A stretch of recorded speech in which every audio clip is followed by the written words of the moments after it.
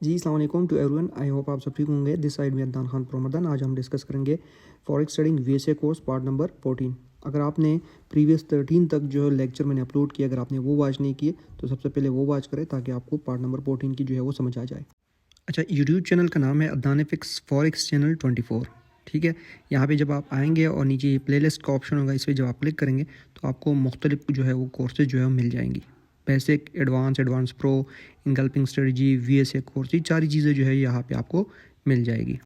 अच्छा, आज का जो हमारा टॉपिक है VSA course part number 14, topic का नाम है डिस्ट्रीब्यूशन एंड रीडिस्ट्रीब्यूशन। हम डिस्कस करेंगे कि डिस्ट्रीब्यूशन का क्या मतलब है और रीडिस्ट्रीब्यूशन जो है वो क्या होता है। डिस्ट्रीब्यूशन और रीडिस्ट्रीब्यूशन ये एक्यूमुलेशन के बिल्कुल अपोजिट है। डिस्ट्रीब्यूशन का क्या मतलब है? डिस्ट्रीब्यूशन का मतलब ये है कि जब मार्केट टॉप पे जाए और वहाँ पे रेंजिंग स्टार्ट करे तो उस रेंज को हम क्या बोलते हैं? Distribution page. और इसी डिस्ट्रीब्यूशन पेज में ही स्मार्ट मनी क्या करती है? वो सेलिंग करती है। ठीक है, रिटेल ट्रेडर्स को वो सेल करती है। रिटेल ट्रेडर्स टॉप पे बाइंग करते हैं और जो स्मार्ट मनी है वो सेल करते हैं, क्योंकि वहाँ से जो है वो रिवर्सल आने के जो है वो चांसेस होते हैं। वीएसए आ जाते हैं, वीएसए के साइन, और इसके साथ साथ जो है मार्केट टॉप पे जाके वो रेंज स्टार्ट कर लेता है। तो ये एक निशानी होती है कि मार्केट जो है अब रिवर्स हो सकता है सेल के लिए। अच्छा, एक्यूमुलेशन का जो पेयर्स होता है वो रेंडमली स्टार्ट नहीं होता। उसके लिए सबसे पहले मार्केट क्या करती है?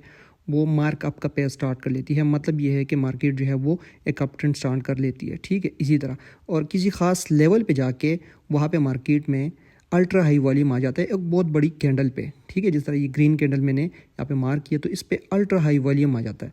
इस अल्ट्रा हाई वॉल्यूम कैंडल के बाद मार्केट उसी अल्ट्रा हाई वॉल्यूम कैंडल जो है उसके लो, उसके मिड और उसके जो हाई उसने लगाया होता है उसके बीच में क्या करती है? मार्केट रेंज करती है। ठीक है, जिस तरह मैंने जोन मार किया, ये कैंडल मार की है, तो इसके बीच में मार्केट क्या करती है? वो रेंज करती है और इसी रेंज को हम डिस्ट्रीब्यूशन पेयर्स बोलते हैं।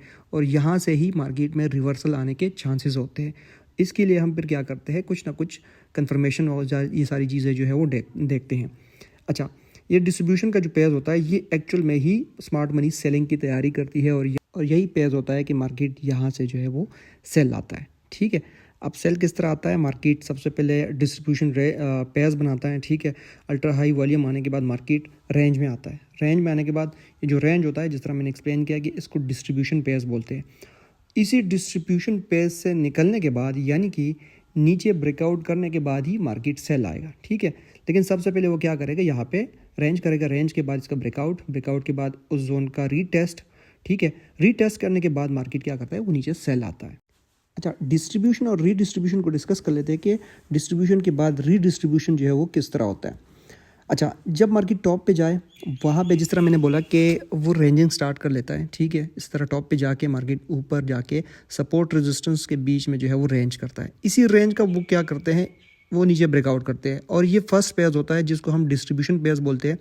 इस पेयर्स का ब्रेकआउट करने के बाद मार्केट नीचे आता है। नीचे आने के बाद वहाँ पे अगेन सपोर्ट रेजिस्टेंस बनाता है और इसको हम रीडिस्ट्रीब्यूशन फेज बोलते हैं। इसी रीडिस्ट्रीब्यूशन पेयर्स का मार्केट नीचे अगेन ब्रेकआउट करता है। अपने सेल ट्रेंड को क्या करता है? वो कंटिन्यू रखने के लिए मार्केट रीडिस्ट्रीब्यूशन करेगा। ठीक है, और अपने जो हाइज है उसको रिस्पेक्ट देगा, लो को बिल्कुल भी रिस्पेक्ट नहीं देगा। मतलब ये है कि अपने सपोर्ट को रिस्पेक्ट नहीं देगा बल्कि अपने रेजिस्टेंस को जाके वो रिस्पेक्ट देगा। ठीक है, और इसी तरह मार्केट लोअर लो लोअर हाई जो है बनाता हुआ सेल की तरफ आता है, यानी डाउन ट्रेंड जो है वो अपना कंटिन्यू करता है।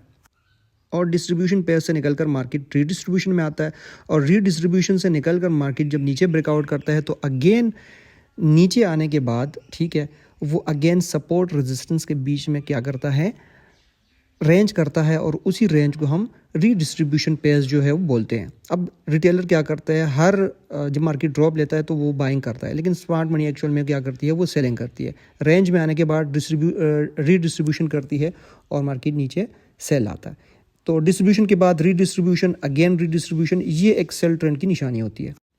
अच्छा, ये सेल ट्रेंड उस वक्त तक कंटिन्यू रहेगा जब तक मार्केट अपने किसी हाई टाइम फ्रेम के डिमांड जोन तक नहीं आता। डिमांड जोन बोलो या किसी ख़ास ऑर्डर ब्लॉक या इनगल्फ कैंडल, वटेवर जो भी है, लेकिन हाई टाइम फ्रेम तक मार्केट आएगा, वहाँ से उसके रिवर्स होने के चांसेस होंगे। स्मॉल टाइम फ्रेम पे वो कभी भी रिवर्सल नहीं लेता, जिस तरह एम्पायर, पिम15 या H1। हाई टाइम फ्रेम, अगर ऑल टाइम फ्रेम सेल है लाइक मंथली, वीकली, डेली, तो आपको मंथली वीकली लेवल से ही मार्केट में रिजेक्शन देखने को मिलेगी। ये नहीं है कि वो M5 या M15 से रिजेक्शन लेके अगेन जो है वो अपसाइड के लिए रिवर्सल स्टार्ट करे। तो आपने हमेशा बड़े टाइम फ्रेम के सेल ट्रेंड को बड़े टाइम फ्रेम पे जाके शिफ्ट होना है और आपने उसका बड़ा टाइम फ्रेम का बाइंग जोन जो होगा वहाँ से आपने उसकी बाइंग एंट्री जो है वो प्लान करनी है, वो भी अगर आपको कुछ ना कुछ कंफर्मेशन दे। ठीक है, अब कंफर्मेशन की मुख्तलिफ किस्में होती है। अच्छा, डिस्ट्रीब्यूशन रीडिस्ट्रीब्यूशन को चार्ट के नज़रिए से जो है हम देखते हैं। चार्ट पे आके देखिए यहाँ पे ये मार्किंग हुई है, एक्यूमुलेशन, मार्कअप, अगेन रीक्यूमुलेशन, फिर टॉप पे जो है वो डिस्ट्रीब्यूशन लिखा हुआ है। एक्चुअल में यहाँ पे किसी खास लेवल से ही मार्केट में जो है वो सेल ट्रेंड स्टार्ट होता है। Distribution page, again market drop लेता है, अगेन रीडिस्ट्रीब्यूशन पेज, इसी तरह मार्क डाउन करके मार्केट रीडिस्ट्रीब्यूशन करके इसी तरह अपना जो सेल ट्रेंड है वो कंटिन्यू करता है। ये एक चार्ट एग्जांपल मैंने आपके साथ शेयर की ताकि आप लोगों को जो है वो चार्ट के हिसाब से भी जो है वो समझ आ जाए। ये था आज का हमारा लेक्चर, डिस्ट्रीब्यूशन और रीडिस्ट्रीब्यूशन के रिलेटेड था। इंशाल्लाह अपकमिंग क्लासेस में हम डिस्कस करेंगे कि डिस्ट्रीब्यूशन या रीडिस्ट्रीब्यूशन जो है उसके पैटर्न किस तरह होते हैं, किस तरह हमें पता चलेगा कि भाई मार्केट जो है वो सेल आ सकता है, जो अपना इसका सेल ट्रेंड है वो कंटिन्यू करेगा, और क्या क्या उसके जो पैटर्न होते हैं प्राइस सेक्शन के हिसाब से वो बन जाए तो हमें कंफर्मेशन हो जाती है कि मार्केट जो है वो मज़ीद जो है वो सेल जा सकता है। कहाँ तक सेल जा सकता है?